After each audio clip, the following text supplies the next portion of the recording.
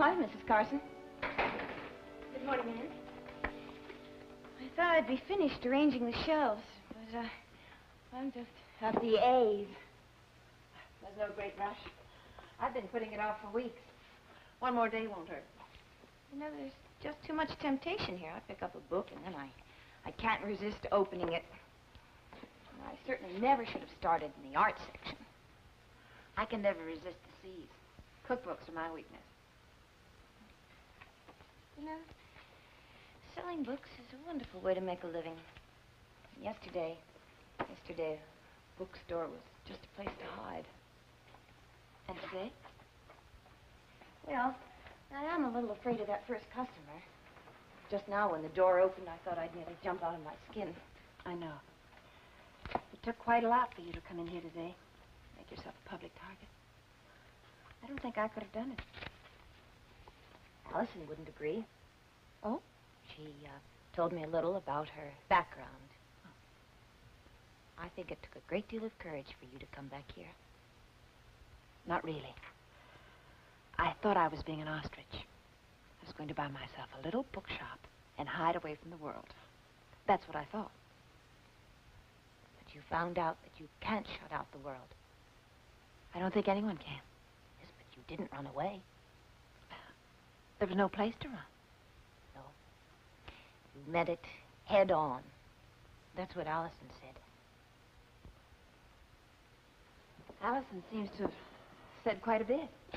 Oh, she thinks a lot. About everything. About you. And about, well, especially about you. She's a very unusual girl. She's full of surprises. She's more like her father than me. He's a dreamer and a fighter. He's a champion of unpopular causes. He's no ostrich. He's always sticking his neck out. You know, I'm an unpopular cause. And you know, yesterday when you asked me if Mike Rossi had bullied me into giving you a job, I said no. Well, it wasn't Mike Rossi. It was my husband. Yes, but you hired me. You're taking the chance. It's your store and your customers. But you know something? When I found out who you were and that you and Allison were close friends, I must confess I didn't like it. Yes, I think I knew that. But I'd have felt the same way. I'm not proud of those feelings. Not only because I misjudged you, but because I didn't have enough confidence in Allison's judgment. Thank you, Mrs. Carson.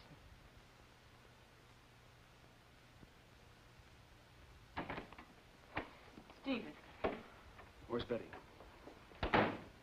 She's upstairs. I want to talk to her. She's with Mr. Peyton. Call her, Mother, now. Oh, Betty, Steven would like to talk. I want to talk to my wife. Alone.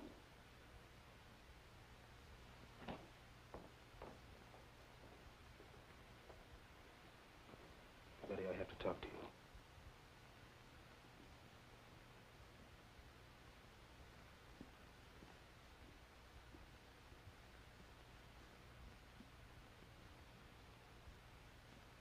Betty, I can't sleep. I can't eat. I can't even go to my office. I'm worn out. I'm sorry, Steven. No, I'm the one who's sorry. For all the stupid things I said to you. All my life I have been wrong about people. I trusted no one, nothing. I was never going to leave myself open to get hurt again. Never going to need anyone again. Well, I learned very early that to trust was to be open, to be vulnerable. Even on our honeymoon, I watched you. Not quite sure of you. Not yet able to trust you. You seem relaxed, happy.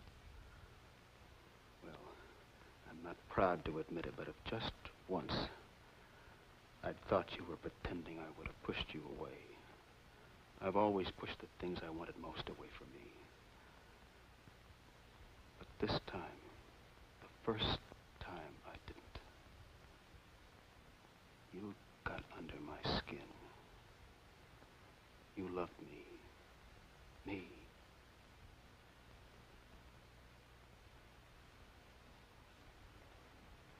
something ugly in me, something twisted that never let me believe. I was wrong to question you last night. No, that wasn't questioning. That was an interrogation. I was the prosecutor and you were on trial. You never had a chance, like Rita on the stand or like Lee Weber yesterday in the garage.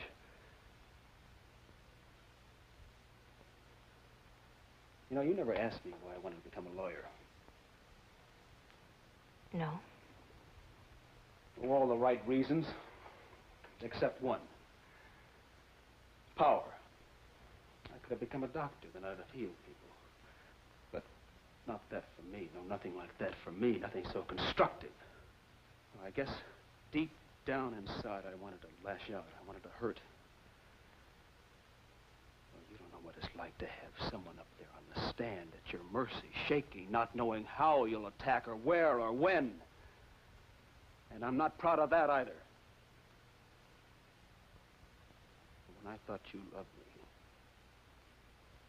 I didn't want that power anymore. I didn't need it. Don't do this, Steven. You don't have to.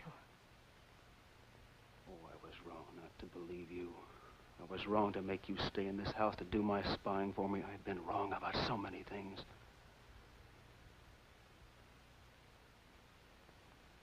Let's talk about Rodney.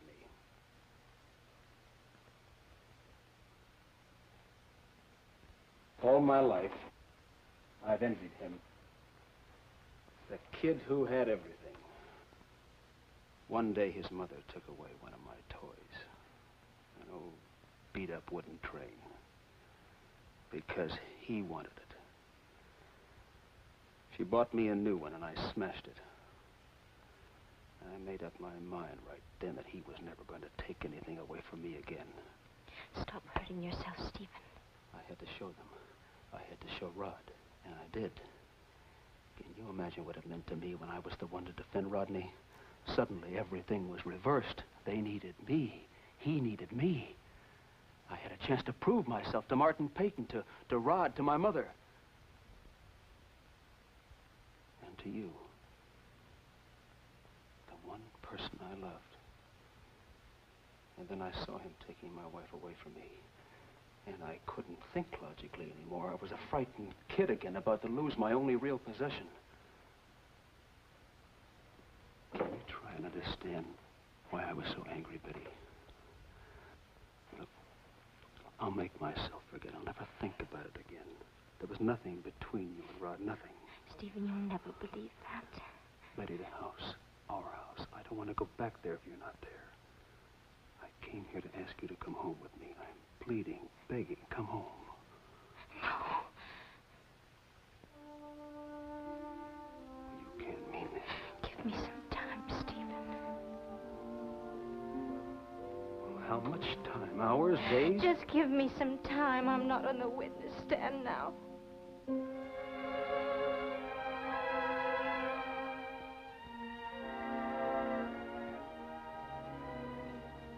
Case dismissed.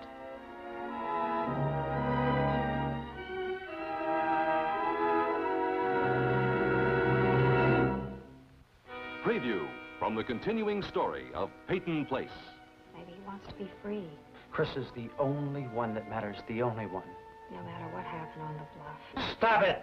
There's one possible reason, isn't there? He's protecting someone? He has to make a choice. It must be a very difficult one. Then I'll tell him.